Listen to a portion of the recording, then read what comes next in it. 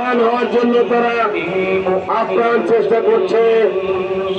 আমরা আজকে এটাকে এখান থেকে স্পষ্ট বলতে চাই, সংস্কার, বিচার এবং গ্রহণযোগ্য নির্বাচনের পরিবেশ না হওয়া পর্যন্ত আর জুলাই সনদ বাস্তবায়ন না পর্যন্ত আমরা এদেশে কোনো নির্বাচন চাই না, নির্বাচন হতে দেওয়া হবে না। এদেশের মানুষ কোন রকম একটা নির্বাচনের মাধ্যমে সরকার পরিবর্তনের জন্য এই জুলাইয়ের বিপ্লব হয়নি।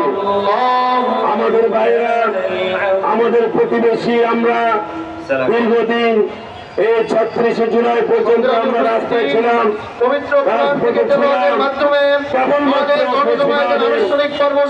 একটি প্রতিবাদ গিয়ে আরেকটা প্রতিবাদের নতুন করে জন্ম হবে, এই জন্য আমরা রাস্তায় ছিলাম না, আমরা রক্ত দেইনি। এই জুলাইয়ের ভাইদের সাথে বেইমানি হবে যদি একটি গঠনমূলক নির্বাচন এবং মানুষ যে করছে এই দেশে এমন একটি নির্বাচন হবে। আমি ইউনূসকে ধন্যবাদ দিতে চাই, উনি বলছেন পৃথিবী স্মরণ করবে এমন একটা নির্বাচন হবে। হ্যাঁ, আমরা এরকম একটি নির্বাচন অন্যথায় একটা নির্বাচন করতে পারবো না, নির্বাচনের দেশে হবে না।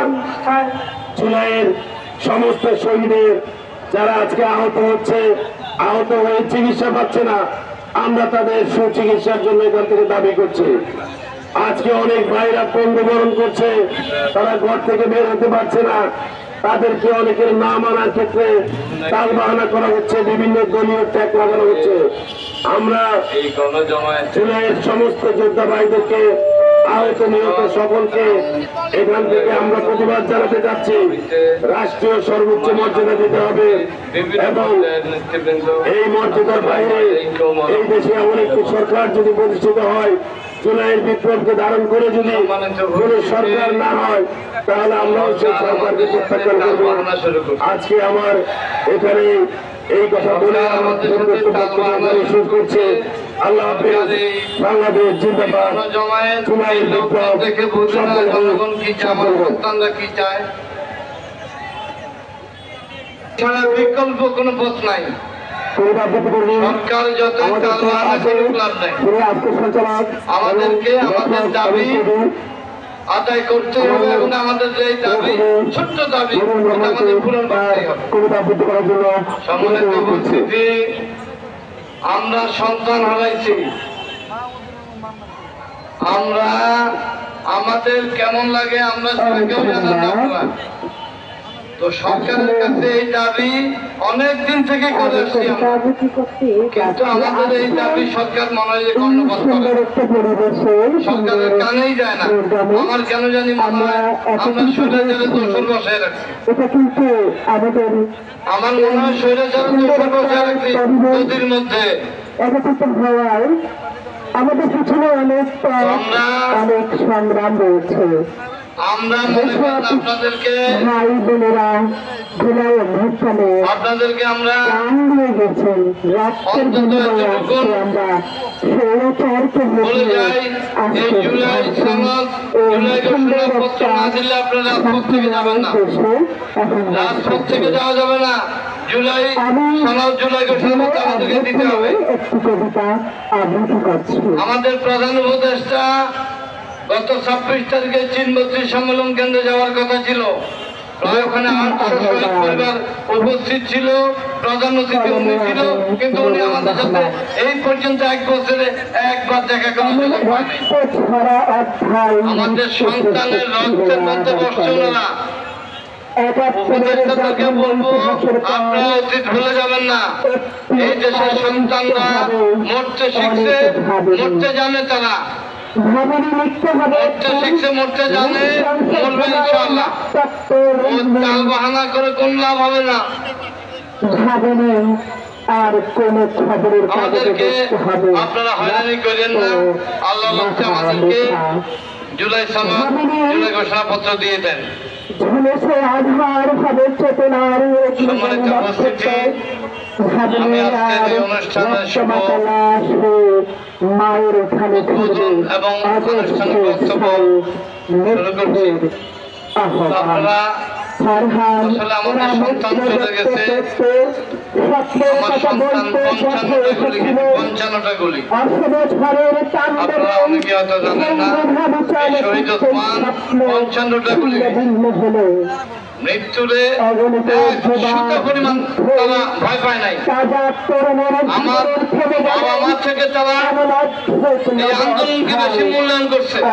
এই শহীদ ওসমান সবচেয়ে বেশি ভালোবাসতো আমাকে, কিন্তু আমি যদি একবার কোথাও যাওয়ার জন্য নিষেধ করতাম সে যাইত না।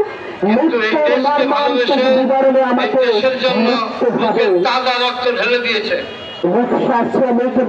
আর আপনারা আমাদের সেই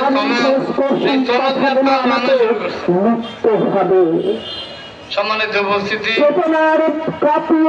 আমি বক্তব্য দীর্ঘায়িত করব না, যেহেতু অনেক মেহমান আমার সামনে আছেন। আমি বাংলাদেশের উত্তরোত্তর উন্নতি কামনা করছি।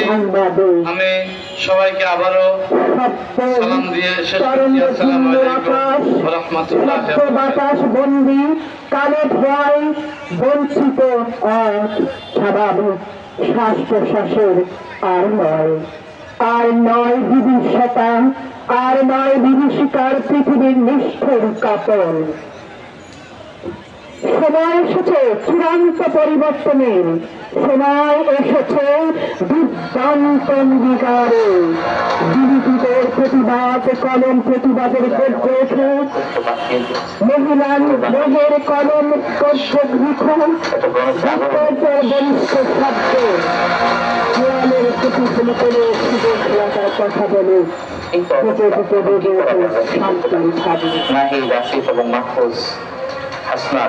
বিশ্ববিদ্যালয়ের শিবিরের সাথে যোগাযোগ করতে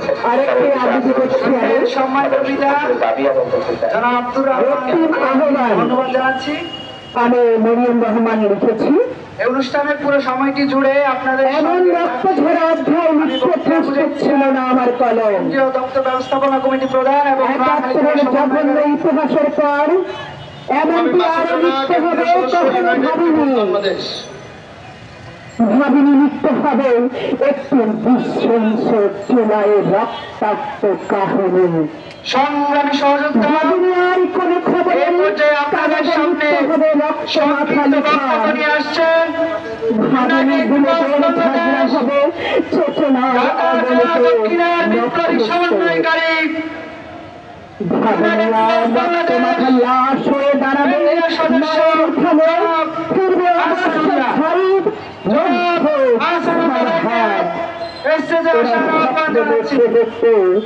সময়ের কথা বলতে পথে নেমেছিল অজস্র ঝড়ের তাণ্ডবে সেই মেধাবীদের লালিত স্বপ্ন ছিন্ন ভিন্ন হল।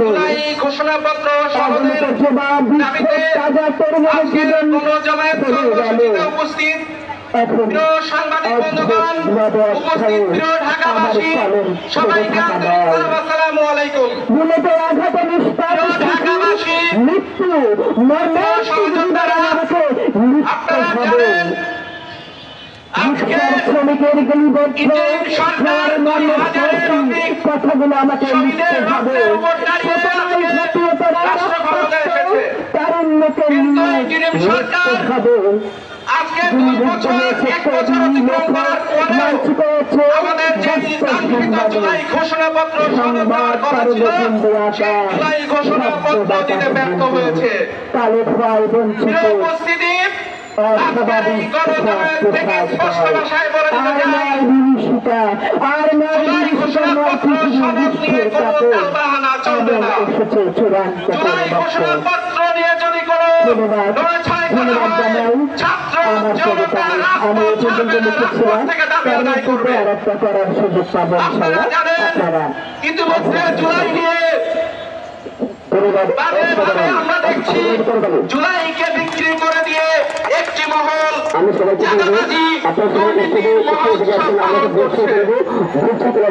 আমরা জুলাইকে জুলাই